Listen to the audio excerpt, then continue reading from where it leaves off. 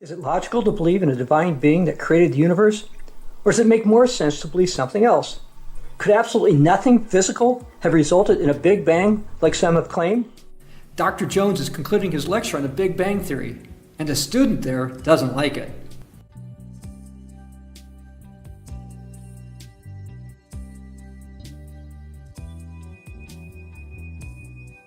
Cindy, Yes, Professor Jones? you didn't seem to like the lecture I gave. I had issues with some of the ramifications of it. Such as? Can nothing, like empty space with no atomic or subatomic particles, turn into matter? No, this has never been observed and it makes no sense that it could happen. That would be a violation of the known laws of physics. Plus, I didn't even say that in the lecture. Do you believe in God?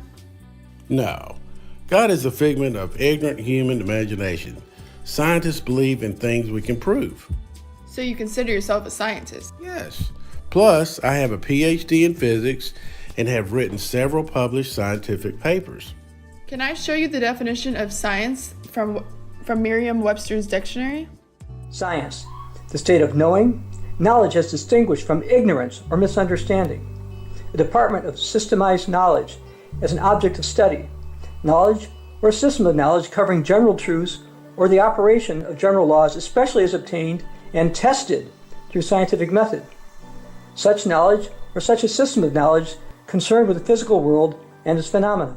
Yes, that's right. So what's your point?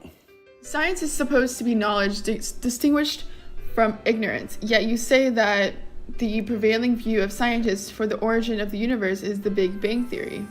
That's because that statement is true. That's our current hypothesis. Perhaps most who claim to be scientists believe that, but is that scientific? What do you mean? Are you familiar with the late Dr. Stephen Hawking? Well, of course, Dr. Stephen Hawking was a highly respected and renowned scientist. Well, shortly before he died in 2018, he was asked what preceded the Big Bang. In response, Dr. Hawking stated, "Nothing was around before the Big Bang."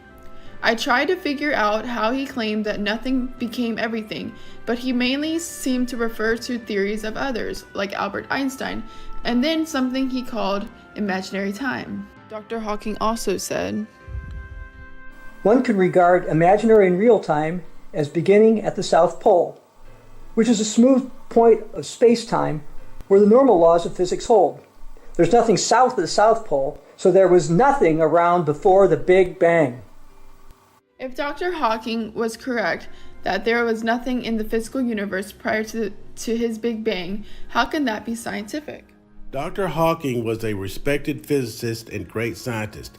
Albert Einstein was a brilliant and renowned scientist. Yes, Albert Einstein was brilliant, but he also believed that a spiritual force, like God, shaped the universe. Yet, although he didn't rely on the Bible, he said that science without religion was lame. Getting away from personalities, does science have evidence of nothing becoming something? Have scientists ever observed this? No, but we hope to get evidence of this. Now, Dr. Hawking was not the only one pushing this. People like astrophysicist Alex Filipinko of the University of California claim that even if there was nothing before the Big Bang, that the laws of physics would still be there. Matter and energy are physical, not spiritual. But why would there be laws of physics without anything physical? Well, because we know them now. But that is not scientific to claim them as primal cause. Plus, you said that nothing randomly becoming something is a violation of our own known laws of physics.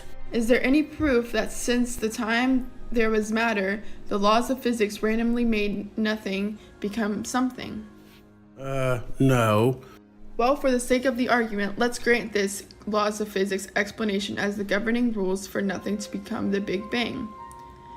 Even if that was possible, and I don't believe it is, why would the laws of physics, which by Dr. Filipinko's supposition existed eternally, have changed nothing at any particular time to everything?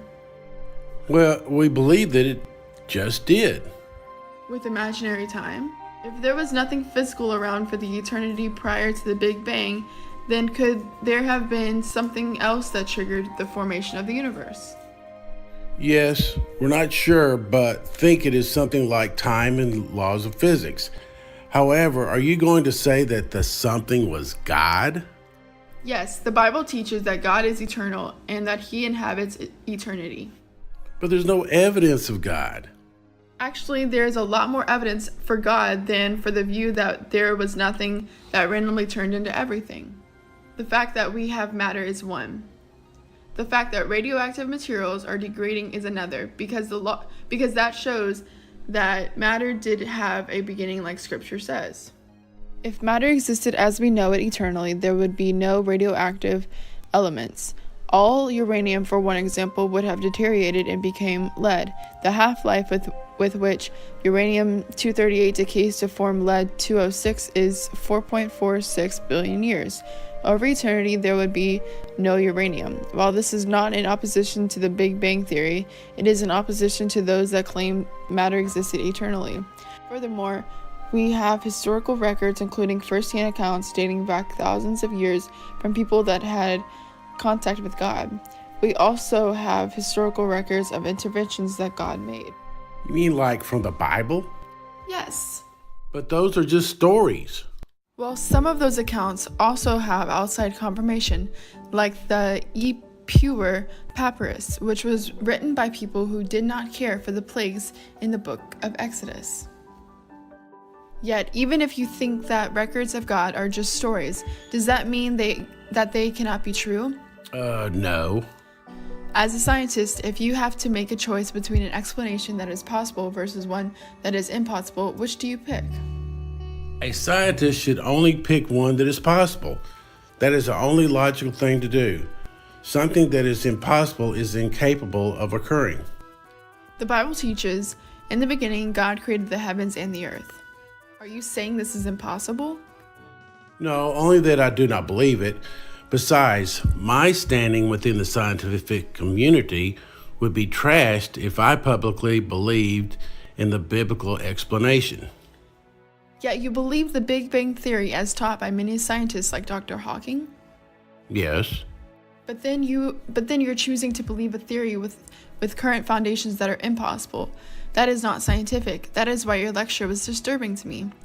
While God may have started the universe with some type of Big Bang, the idea that there was nothing with no spiritual being involved, and that the presumed laws of physics and or imaginary time existed on their own and affected absolutely nothing to make everything is not scientific. Science in the Bible condemned that kind of reasoning. The Apostle Paul taught. Because that, when they knew God, they glorified him not as God, neither were thankful, but became vain in their imaginations, and their foolish heart was darkened. Professing themselves to be wise, they became fools. While alive, Dr. Hawking has declared he is an atheist. To me, this means he closed off his mind to the truth. How could he have been certain that there is no God? You know, he couldn't prove that anti-God belief. Yes, but our models and theories are scientific. Throughout history, people have called things scientific that were not. Even back in New Testament times, there were those who called error science, which is what evolutionary model as an explanation of the origin of life and the origin of the universe is. Notice something that the Apostle Paul wrote to Timothy. O Timothy, keep that which is committed to thy trust, avoiding profane and vain babblings and oppositions of science falsely so called, which some professing have erred concerning the faith. Furthermore, notice something from Richard Muller, professor of physics at the University of California in Berkeley, declared. It is conceivable that the Big Bang was a creation of space and maybe also of time. But that's not a scientific theory. It's the musing of scientists, the kind they go through before they figure out how to turn it into a real theory. It is not a scientific result. It is a speculation without foundation. Don't confuse the musings of scientists with science. Since the scientists don't have proof about what happened with their no-God Big Bang Theory, its foundation is not scientific. Yet people like you, Dr. Jones, act like it is. Students should not be expected to believe impossible musings of people who claim to be scientists. This is a misinterpretation, a corruption of science. By definition, there is nothing in nothing, hence nothing cannot create everything or anything. Consider also something else from the Apostle Paul. Because that, which may be known of God is manifest in them. For God has shown it unto them. For the invisible things of him from the creation of the world are clearly seen, being understood by the things that are made, even his eternal power and Godhead, so that they are without excuse. The fact of a physical universe opposes the view that nothing created it. But God is spirit and created the universe. Those who think that with nothing the universe popped up without God are really being absurd. The Apostle Paul also wrote the following to Timothy. But know this, that in the last days perilous times will come. Men will be lovers of themselves, lovers of money, boasters, proud, blasphemers, always learning and never able to come to the knowledge of the truth. Now as Jannes and Jambres resisted Moses, so do these also resist the truth. Men of corrupt minds disapproved concerning the faith, but they will progress no further, for their folly will be manifest to all. People like Dr. Hawking have always claimed to be learning, but obviously he and others like him were not able to come to the knowledge of the truth in this age. He and the bulk of the evolutionists have not been progressing, but have been resisting the truth, and the folly of their position should be obvious to all. If there was a non-divine Big Bang, then that theory would tend to support a 50-50 split of matter and antimatter. Yet in the universe, it appears that there is substantially more matter than antimatter. That leads credence to the view that the universe was designed. If matter or antimatter is not 50-50, then that violates a law of parity and balance in physics. One would expect the Big Bang to produce equal amounts of matter and antimatter, and since the two annihilate one another on contact, this should have led to a universe with no particles, filled only with radiation. So according to some proponents of the Big Bang theory, the universe started with nothing, and after the non-divine Big Bang should have ended with nothing. But we have something, right, Dr. Jones? Yes, but that does not prove to me that there must be a God.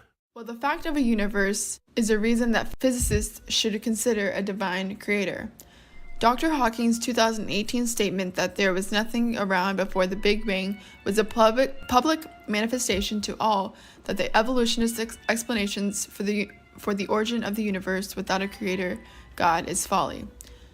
The only logical explanation of what preceded the physical universe is that something not physical always existed and brought the universe into existence.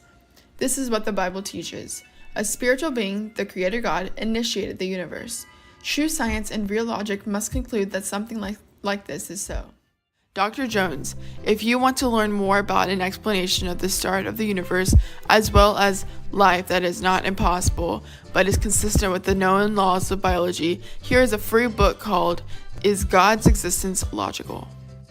Do not be intimidated by those who claim absurd and impossible mythological musings as science. Just because someone is educated and claims to be a scientist does not mean what they believe is necessarily true or scientific. For more information on science and the origin of the universe and life, check out our free online booklet, Is God's Existence Logical? It's available at the www.ccog.org website under the Literature tab.